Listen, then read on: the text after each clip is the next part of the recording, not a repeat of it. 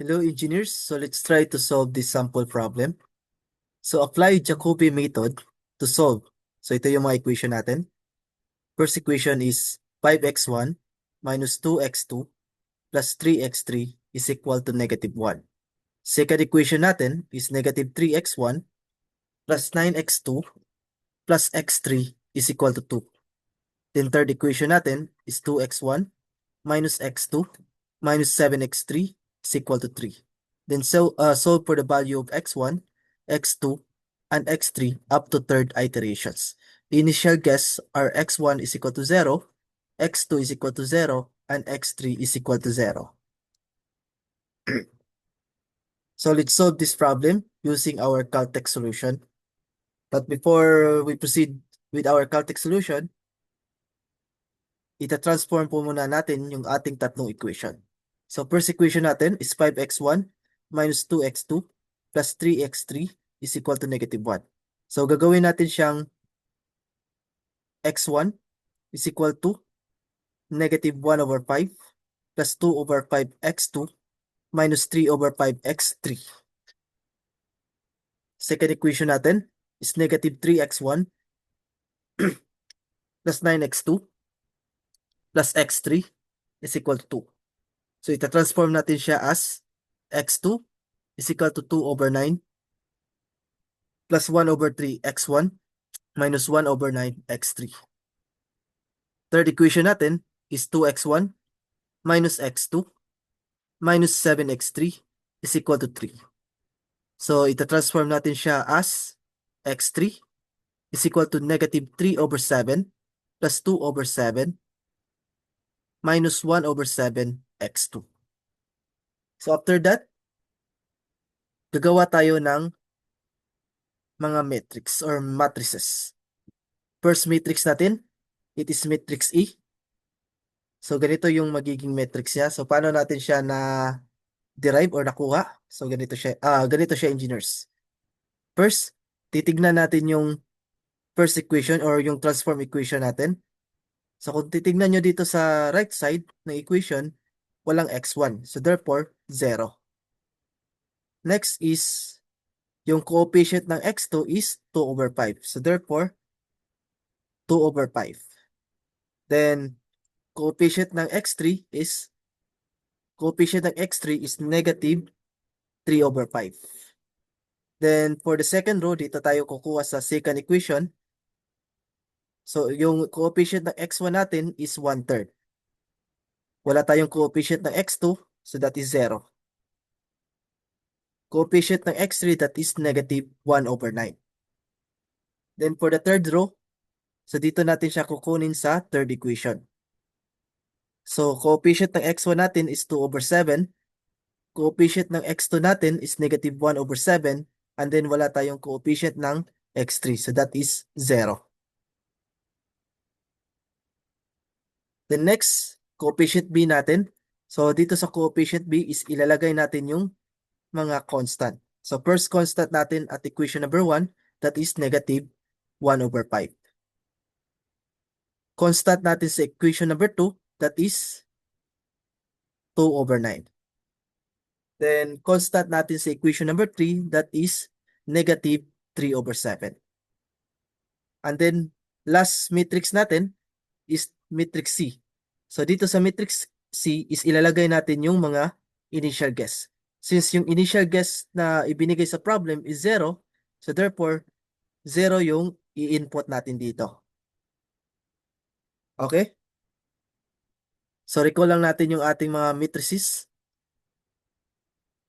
So after natin ma-recall yung matrices natin, punta tayo sa ating calculator, then mod 611. So try natin to, simulate natin to. Mod 6 matrix E, that is 1, and then 3/3, that is 1. After that, magkakaroon tayo ng ganitong display. Then input natin yung matrix A. So input natin yung matrix E. So 0, 2/5, -3/5, 1/3, 0, negative 1 over 9, 2 over 7, negative 1 over 7, and then 0. So, ganito yung magiging display natin. So, next, enter EC. So, enter natin yung EC.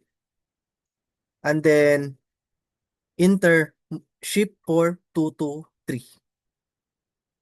So, shift 4, 2, then matrix B that is 2, and then 3 by 1 that is 3. Then, magkakaroon tayo ng ganitong display. Input natin yung matrix B natin. So, input natin to sa ating calculator.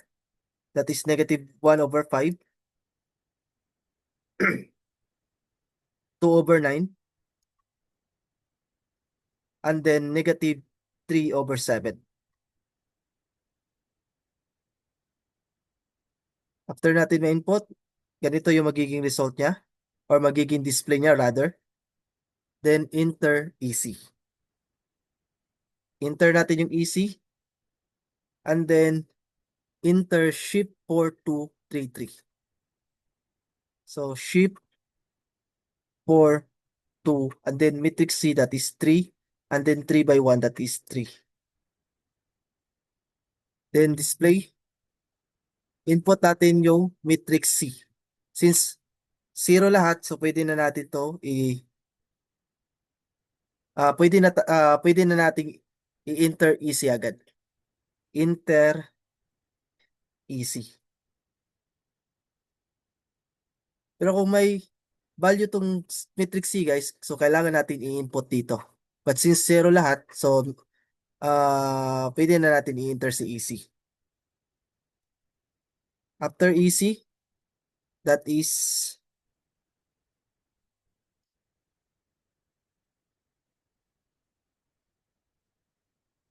input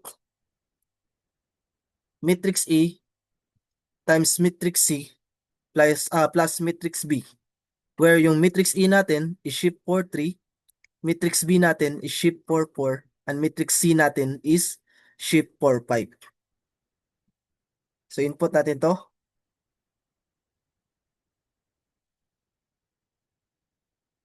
Matrix E that is shift 4, 3, matrix B that is times matrix C that is shift 4, 5, plus matrix B that is shift 4, 4. So after natin may input, enter equal. So enter equal natin. So ito yung magiging resulta natin. So this result is our first iteration. Next, enter natin EC. Enter EC. And then, input natin matrix E times matrix answer plus matrix B. Where yung matrix answer natin is shift 4, 6. So that is matrix E that is shift 4, 3 times matrix answer natin that is shift 4, 6 plus matrix B natin that is shift 4, 4. Then enter equal. Enter equal natin. So we have a result of 0.146, 0.2031, and negative 0.517. So this result is our second iteration. Then enter EC. Since up to 3 iteration tayo guys, so may continue natin yung sa ating solution. Enter EC. Then enter natin yung left cursor ng ating replay button para ma-recall natin yung ating previous equation. Then enter equal. Enter equal. So that is may result tayo na 0.1917, 0.3283, and negative 0.415. So this result is our third iteration. Since up to 3 iteration lang tayo, so itong mga result na to is our final answer. So x1 natin is 0.1917, x2 natin is 0.3283, and x3 natin is negative 0.415. So that's all. I hope may natutunan kayo sa video na to, and maraming salamat sa panonood. See you next time.